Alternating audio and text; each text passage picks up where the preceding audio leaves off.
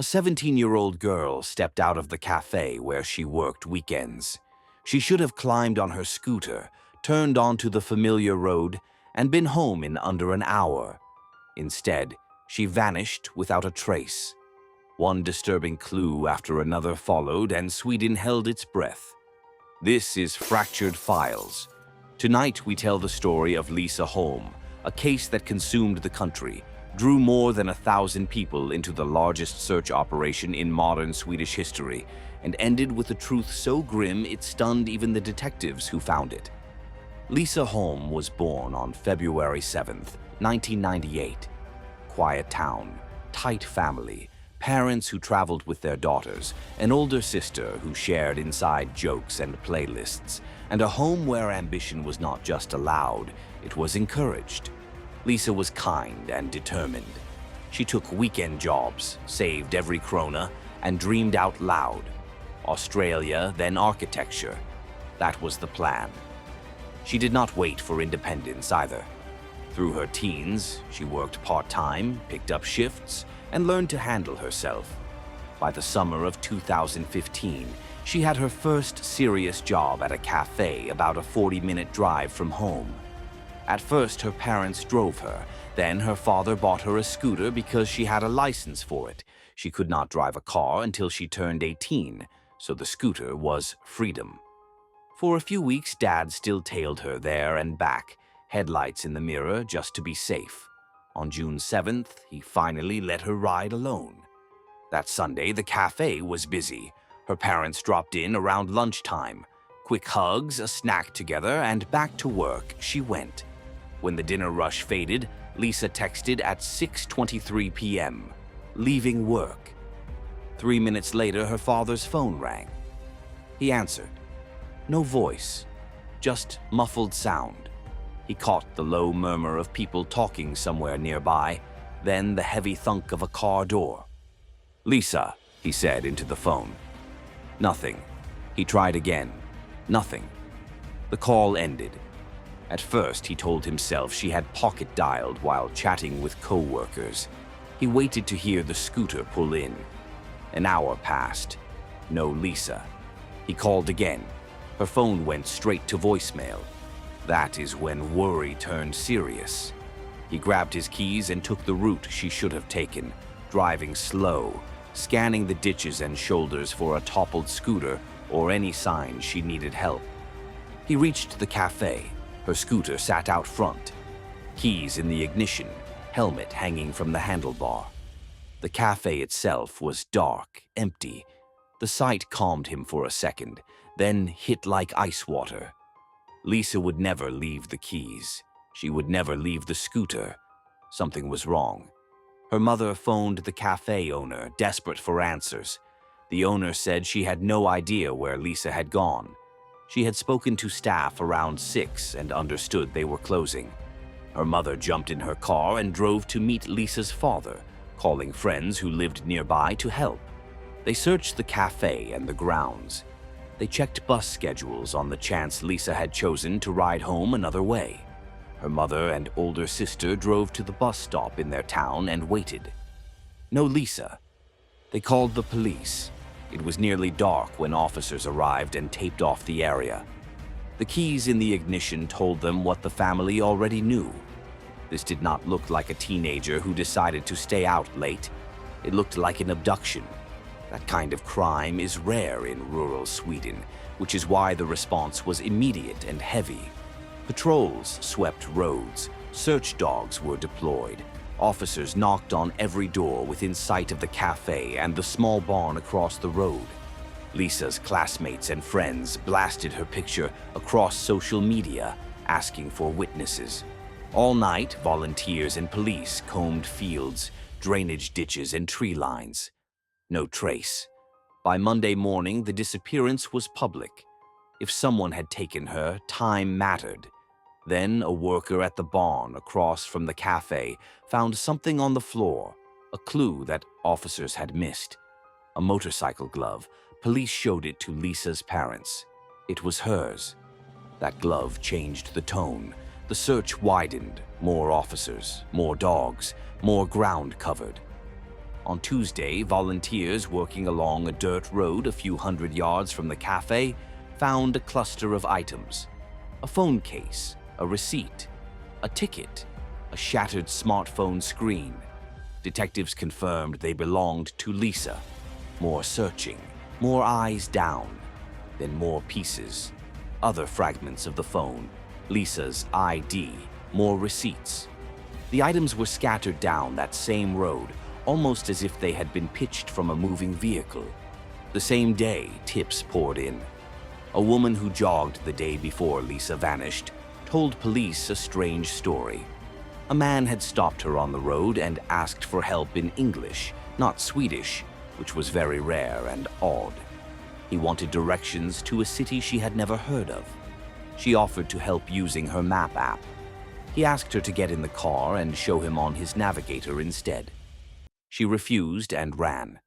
She thought she had seen the same man working at the barn across from the cafe. Cafe staff added a detail of their own. That afternoon, 2 men had been standing across the road watching the building. It felt odd at the time. After Lisa vanished, it felt sinister. Wednesday morning, Lisa's father and friends returned to the dirt road. Farther along, they found her driver's license and house keys. It looked like a path, a forced ride away from the cafe with her things tossed out as the car moved.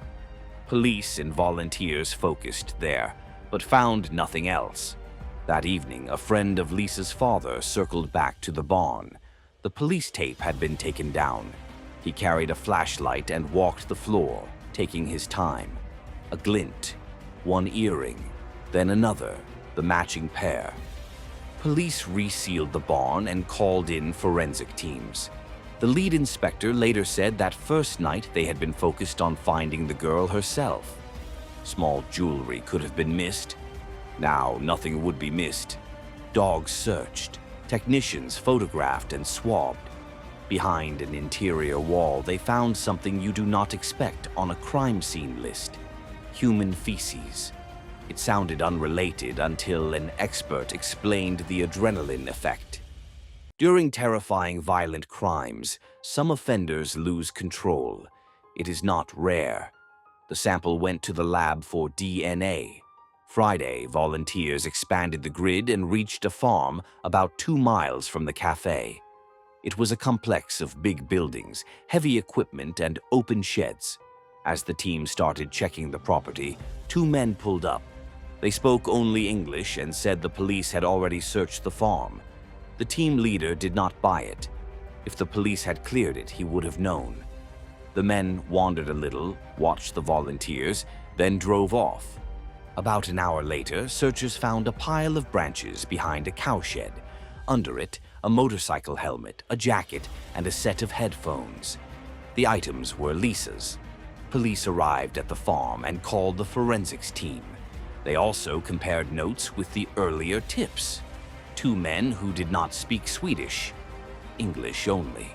The jogger's story. The watchers across the road. By then, detectives already had 1 household on their list. In a house near the cafe lived 2 brothers from Lithuania and the wife of one of them. None of the 3 spoke Swedish. They worked in the very barn across the road from the cafe, and they sometimes worked at the farm where Lisa's helmet had just been found. The dirt road that held Lisa's scattered belongings led toward their home. There were no other viable suspects. Police brought all 3 in for questioning and collected their DNA. The forensic sweep of the farm continued. An old trailer drew attention. Tall grass grew around it, except for a flattened strip just outside the door. Some blades were caught under the door itself, as if it had been opened recently after years of disuse. When technicians opened it, a wall of decay hit them. Inside were metal lockers, the kind workers use to hang jackets and store boots. Almost all were locked. One was not. They opened them one by one. The open locker held a small mountain of rags and clothes. Beneath it, Lisa. A rope looped her neck. Tape wrapped her head. Her pants were pulled down, her shirt pulled up. Later, medical examiners determined there were no signs of sexual assault. though the staging suggested a sexual motive. Cause of death was strangulation. As the news broke, Sweden recoiled. Abduction and murder of a teenager in a quiet, rural area is beyond rare. The country had been glued to the story already. Now, the grief spread. The same day, a bizarre sideshow popped up online.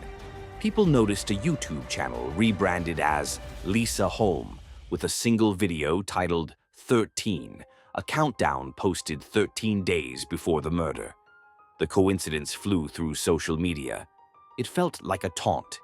Then the obvious answer surfaced. Someone had changed the channel name and video title after the discovery to stir panic or to play a cruel joke. The case did not need conspiracies. The work continued. The three people brought in denied everything. The older brother, Nereus, said he had been asleep at home at the time. His wife said she was in the kitchen making dinner. The younger brother said he was on the computer. Together, they formed a neat alibi circle. Nereus added that he woke around 8, drove to a gas station, and bought pizza and cigarettes. Police were not convinced. 3 related people vouching for one another is not an alibi. Detectives needed evidence, not stories. For the moment, there was no single piece that tied any one of them to the killing. But that changed fast. Forensic experts revisited the barn, room by room. An office-like space looked out through a large window directly toward the café. On the walls and floor near that window, they found 15 separate traces of male semen. The pattern suggested someone stood there often, watching the café staff, watching the girls who worked there, and pleasuring himself. The lab extracted DNA profiles from each stain. All 15 matched the same man, the older brother, Nereus. The feces from behind the wall were also his. In the next room, previously used to store milk, examiners noticed a pipe mounted about 2 feet above the floor. Dust covered it thick, except for a narrow, clean strip. The clean strip matched the diameter of the rope found on Lisa's neck. Blood flecked the metal. The blood was Lisa's. On the floor, they found a piece of rope of the same make. DNA on the rope carried 2 profiles, Lisa's and Nereus's. A hair consistent with Lisa's was on the floor. Her jacket carried his DNA as well. It added up. Investigators believed Lisa died in that room. They built the likely chain of events. Nereus had watched the cafe long enough to learn routines. When Lisa walked out alone, he approached. The jogger's story offered a tactic. Ask for help in English, ask for directions, ask her to step closer to show him on a map, move quicker than she can react. Once she was in the car, tape her mouth, drive her across the road to the barn, and loop the rope over the pipe. The medical team said the scene fit strangulation from suspension. The adrenaline surge could explain the feces. Afterward, he moved her body to the farm, tossing her belongings along the dirt road, then hid her in the trailer's open locker and covered her with rags. From abduction to concealment may have taken less than an hour. Despite the evidence, Nereus insisted he was innocent. His wife and brother repeated the alibi, but investigators released them. The 2 left Sweden almost immediately and returned to Lithuania. Pre-trial work was intense. The defense tried an obvious angle. Of course, his DNA was in the barn, they said. He worked there. That might explain semen near the window, said the lawyer with a straight face. It could not explain the rope piece with Lisa's DNA and his. It could not explain his DNA on Lisa's jacket. It could not explain traces inside her underwear that examiners later developed. Police also found a witness who saw Nereus's car near the cafe before and after the abduction, driving the road between the cafe and the farm at the same time his family claimed he was sleeping. Months after Lisa's body was found, labs kept testing. One trace after another came back. The pattern was relentless. Nereus's DNA appeared on almost all of Lisa's clothing. Investigators flew to Lithuania to interview the wife and the younger brother again. The wife stuck to her story. He never left the house between 6 and 8. Then they sat down with the younger brother and laid out the evidence. Quietly, rope, pipe, blood, jacket, underwear. The brother paused, then told them what he should have said the first time. Neregius was not home that evening. He returned around 7:30 p.m., filthy, and threw all his clothes straight into the washing machine. When police started knocking on doors, Neregius whispered, "Say I was home." The younger brother had believed him then. After hearing the evidence, he did not anymore. Lisa's funeral took place a month after her murder. The church could seat about 130. Far more came to say goodbye.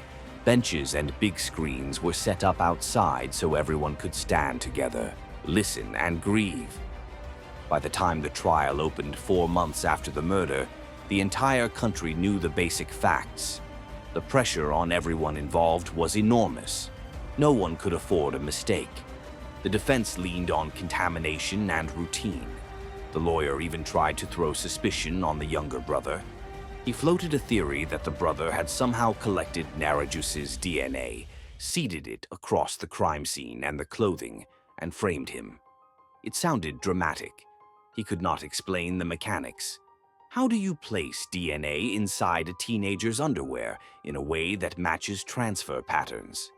How do you fake the rope and the pipe and the blood and the hair, and do it all without leaving any trace of yourself?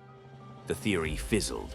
The state laid out the timeline, the 6:23 p.m. text, the strange call with background voices and a car door thump, the abandoned scooter with keys and helmet, the glove in the barn, earrings on the floor, feces behind the wall, 15 semen stains at the window, the pipe with the clean strip, the rope with both profiles, the jacket, the underwear, the dirt road and the flung belongings, the helmet and jacket hidden beneath branches at the farm, the trailer locker, the body. A witness placed Neregius's car circling the café and traveling the route when he was supposedly asleep. The younger brother now admitted the return at 7:30 p.m., the dirty clothes, the washing machine. After a month of testimony, the verdict came. Guilty of murder, life imprisonment. The defense appealed. It failed. Early 2017, Neregius requested deportation to Lithuania to serve his life term there. The court approved it. The practical reason made headlines too.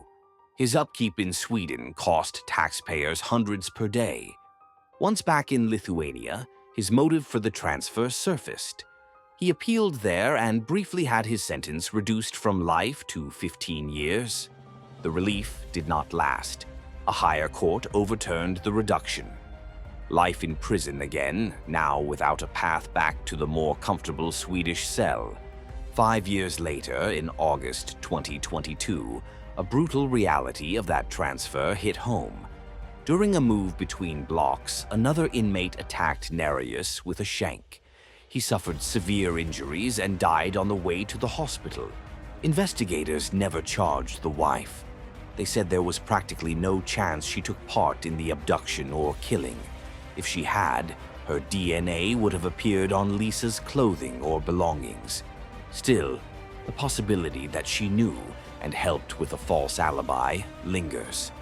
As for the younger brother, cafe staff remembered 2 men watching the building across from the barn. If one of them was Neregius, the other likely was his brother. That does not mean he took part in the attack. His DNA did not appear in the barn or on Lisa's clothing. Investigators concluded he had not physically participated.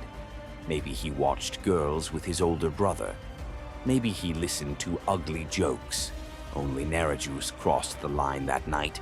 This case left bruises on a family that did everything right, on a community that turned out by the hundreds to search fields and fences in the dark, on a country that does not often see violence like this and was reminded that safety is never guaranteed.